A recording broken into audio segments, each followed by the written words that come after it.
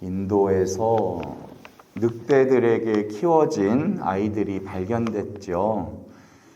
그 아이들의 정체성은 정확히 늑대입니다. 왜냐하면 내 어미, 아비가 늑대라고 믿고 있기 때문이에요.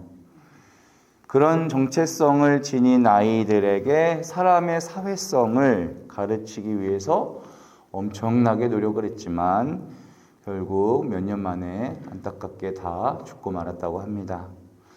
늑대가 인간과의 통교를 강요받는 이런 상황에서 엄청난 갈등을 느꼈던 겁니다. 동물이 나의 아비라고 생각한다면 우리는 동물로서 살아가게 될 것이고요.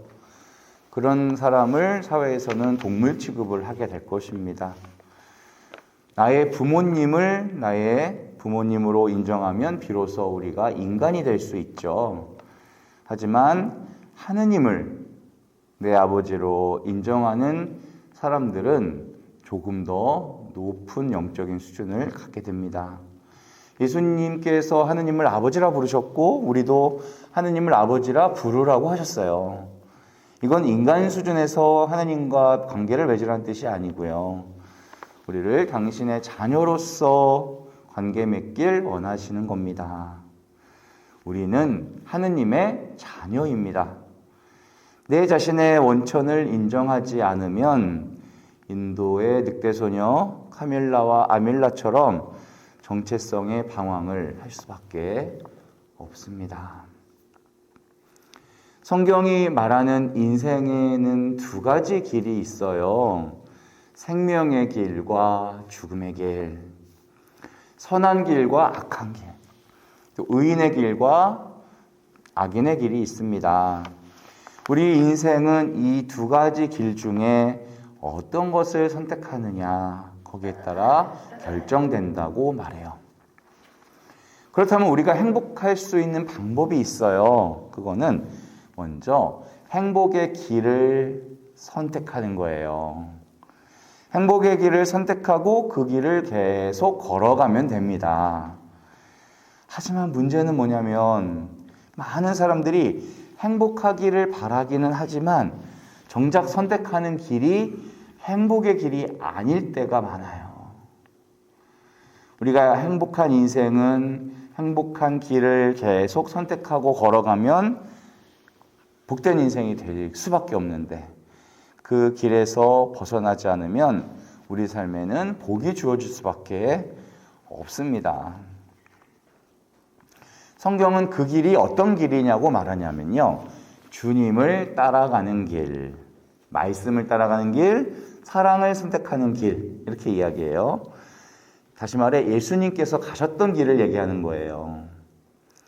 내가 곧 길이요 진리요 생명이다. 그래서 예수님의 초청은 나에게 와서 배워라, 나를 따르라 라는 초청이죠. 길이요 진리요 생명이신 그분을 따라가는 것을 우리는 신앙생활이라고 합니다. 여기에는 중요한 것이 몇 가지 있어요. 먼저 신앙은 여정이다라는 거예요. 과정. 신앙은 단숨에 완성되는 것이 아니고 한 번의 물건처럼 이렇게 받는 게 아니에요. 길을 가듯이 꾸준히 걸어가야만 얻을 수 있는 것입니다. 행복도 마찬가지예요. 언제 어디서 뚝 떨어지는 게 아니에요. 그 길을 선택하고 꾸준히 걸어갔을 때 서서히 맺어지는 게 행복이거든요. 그래서 행복도 신앙도 항상 현재 진행형이에요. 항상 걷는 것. 그래서 그 길을 계속 걷지 않으면 퇴보하게 돼요. 어제까지 그 길을 걸어왔다 하더라도 오늘 걷지 않으면 그 길에서 벗어날 수가 있다. 하느님 심판 때에 우리의 어떤 행위를 보시는 게 아니고요.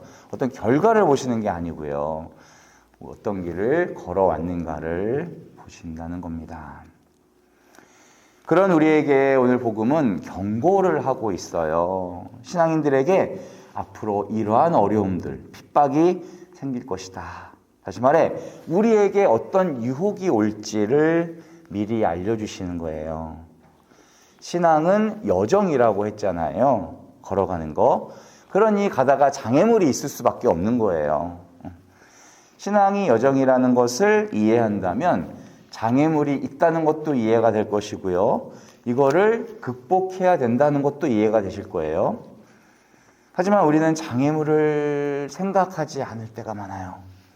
그래서 우리가 삶을 여정이라고 생각하지 않으면 나에게 시험이 와도 이것을 시험이라고 생각하지 못합니다. 그냥 싫은 고통, 고난이라고 보는 거죠.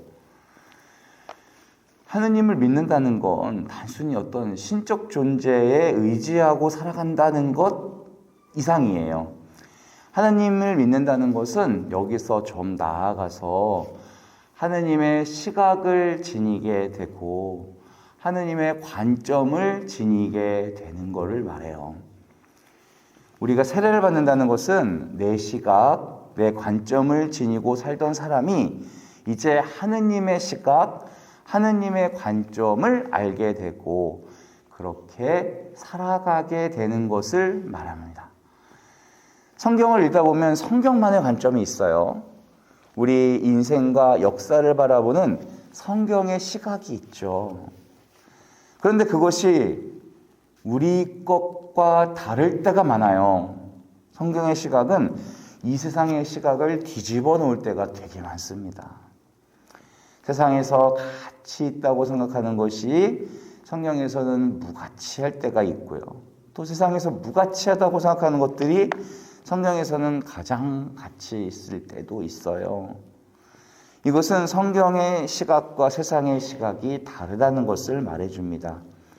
그래서 신앙이 성장한다는 것은 하느님의 시각을 배우고 그 시각으로 내 자신의 삶을 걸어갈 줄 아는 거예요. 눈이 바뀌는 거예요. 내 관점이 하느님 관점으로. 그게 바로 신앙의 힘이고 인생의 모든 변화의 시작입니다. 모든 시작이 여기서 가능해지는 거예요. 믿음을 가지면 기뻐하게 되고 감사하게 된대요. 평화로워지고 용서하게 된대요. 그게 신앙을 갖게 되는 순간부터 어디서 뚝 떨어지는 게 아니고요. 하느님 관점으로 오늘의 이 길을 걸을 때 언젠가는 누리게 되는 열매입니다. 눈이 달라지게 되면, 관점이 달라지게 되면 우리의 삶이 달라지는 거예요. 이것을 바꿔 말하면 신앙생활을 하면서도 내 관점과 내 눈을 고수하게 되면 하느님 은총을 누릴 수가 없다. 그 말과 같아요. 내 중심의 시각, 세상의 시각으로 봐서는 하느님께서 주시는 것을 볼 수도 없어요. 예수님께서 자기를 버리고 따라오라고 하셨죠. 그게 신앙의 시작이라는 말씀이에요. 자기를 버리는 것은 내 시각을 버리라는 겁니다. 인간적인 생각 내려놓고 하느님 생각 품는 거예요. 이게 자기를 버리는 겁니다.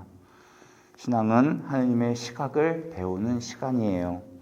우리 관점을 내려놓고 하느님 관점을 회복하는 이 순간, 이 미사가 되시기를 바랍니다. 아멘.